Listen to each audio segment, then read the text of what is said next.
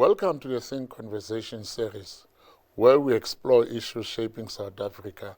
I'm Mathebula from the Thinc Foundation. I'm in conversation with South Africans. I talk to influencers. This is more than a conversation.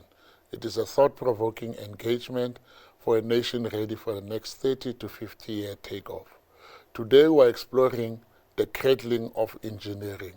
How important is the engineering profession for growth and development? I'm joined by engineer Yvonne Moshoana Da Luz, an engineer by profession, a leader at the National Society for Black Engineers, and a chairperson of the Women Portfolio and Academia in the NSBE. She is from Bill Africa, an engineering consulting firm, and she's an entrepreneur engineer. Dumela, Yvonne. Dumela Ntate Lucky. Welcome here, and we're excited to have a conversation with you. Thank you very much. About this often not widely spoken about profession of engineering. Let me stereotype you a little bit and say you have been working in a profession that is dominated by us men, you know? Yeah. I've been to a mine the other day, and I saw some few women underground, and they said they're engineers, but I could see that the space is still a male-dominated space. Absolutely. How has been the challenge, and how did you navigate that as we end the Women's Month? Just tell us what are the women challenges in that space. Yeah. Look, thank you for that question. You know, as is rightly said, in South Africa, historically, we know that engineering is a field of male-dominated, it's a male-dominated field. And I must say, there has been challenges, but they're always rewarding, because this is a field where, as women, it's almost like we always have to prove ourselves, as females. But, and those are driven because we do not have that platform to voice out our capabilities. And I do believe that challenge is mainly because of the bias consciousness, unconscious bias, from the males, and the limited access or to networking or being given the platform to voice out, as I said. But what sustained me in this field actually is my resilience, my awareness of, being around a place where I am confident about my competence, technical competence, because that is one of the things that seems to be looked at, and we sort of like diminished in a manner of saying, do we know that much? But of course we are qualified. We didn't come into this space unqualified. We do get our positions based on merit. So I think it's all about resilience. It's all about confidence. It's all about the passion that drives us. Mm-hmm. And we always want to prove to the young women out there that it is possible. Mm-hmm. We want to make sure that we have this stigma of having the minority within the industry comes to an end. So that's just how it goes. We just have to be resilient and stand your ground, be steadfast and know your story. Okay, no, that's a good attitude you had. Yes. And no wonder you're leading in this field. But at the Thinc Foundation, we have a number of axioms, and one of the axioms is that nations that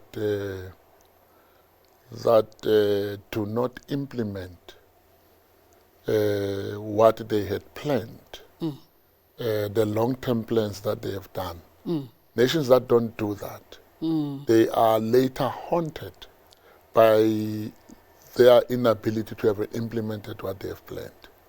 But I've been asking myself that, does South Africa, you're in the engineering field, National Society of Black Engineers, does South Africa have a long-term engineering plan?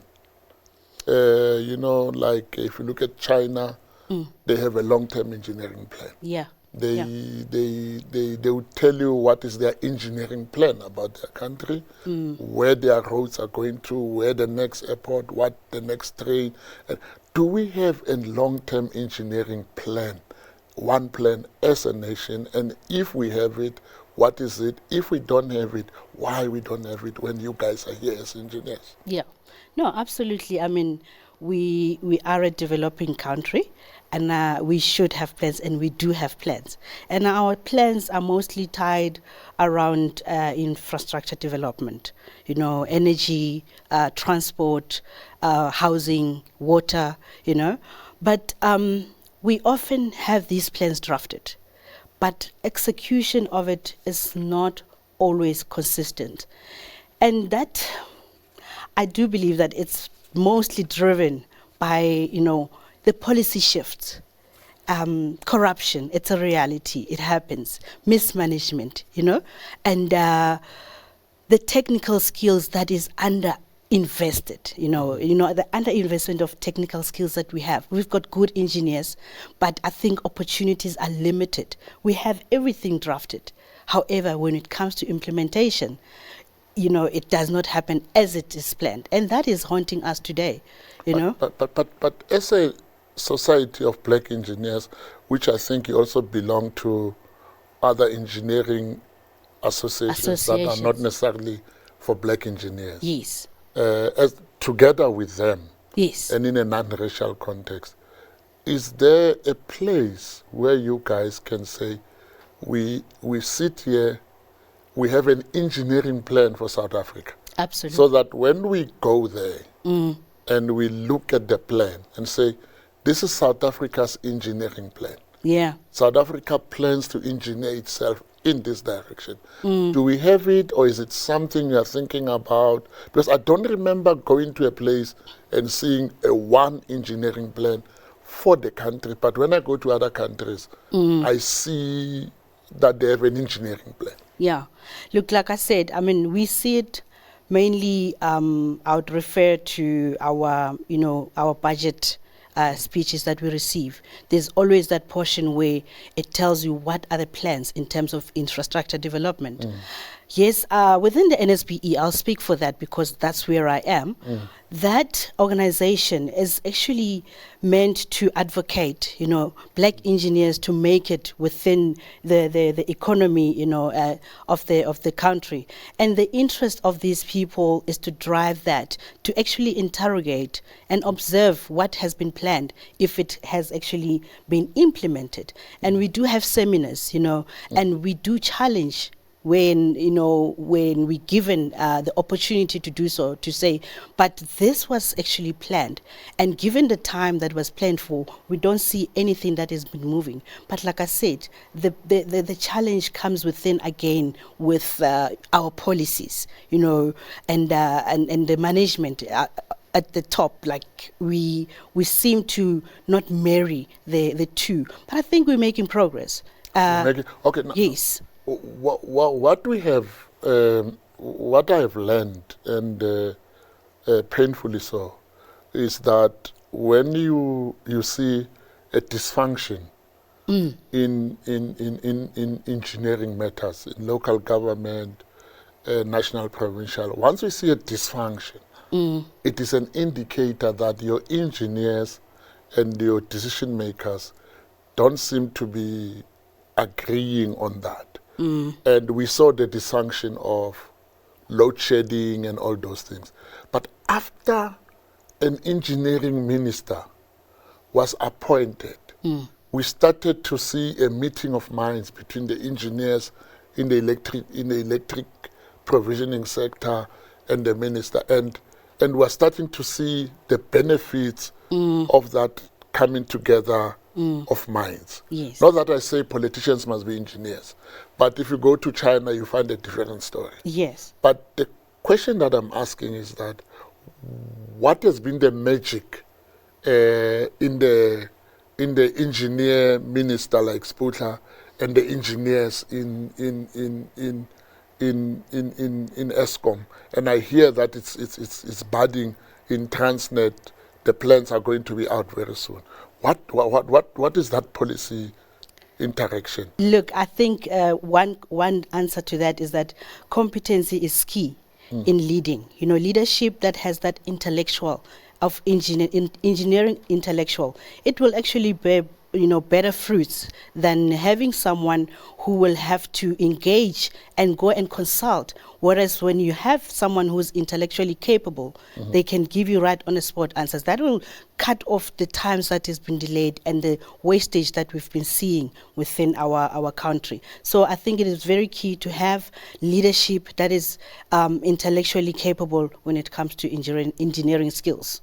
But do you think this challenge, I mean, we've got water engineers. Yes. And I'm told we might be going to water shedding. Water scarcity, yes. And the transport, I mean, the logistics, it looks like some guys are doing good work there. Yes. When I listen to what's happening in Transnet and the private sector movement into that space. Correct. In the water space, what are the challenges there? Because water is also an engineering issue. Yes. Agriculture is an engineering issue. Absolutely. What are the issues there? Look, it is all about managing of the qualities. You know, we need to be vigilant when it comes to how we secure our resources. Because I do believe that, yes, we have engineers that are capable, that knows what the issues are. But again, as I said, the implementation part of it is where we are shorting. We don't come through and implement what we know at the end or come in a long run is actually going to be an issue. It is visualized implementation. Execution is something that at the moment seems to be a bit of a challenge. You know, I was traveling with my mom, my late mom, may her soul rest in peace, sometime. Then when we walked, we saw these guys that are putting this yellow thing.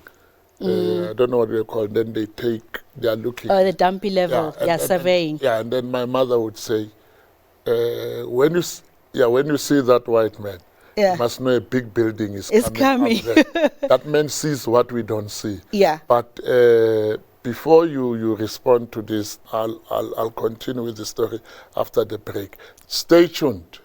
We will be back shortly.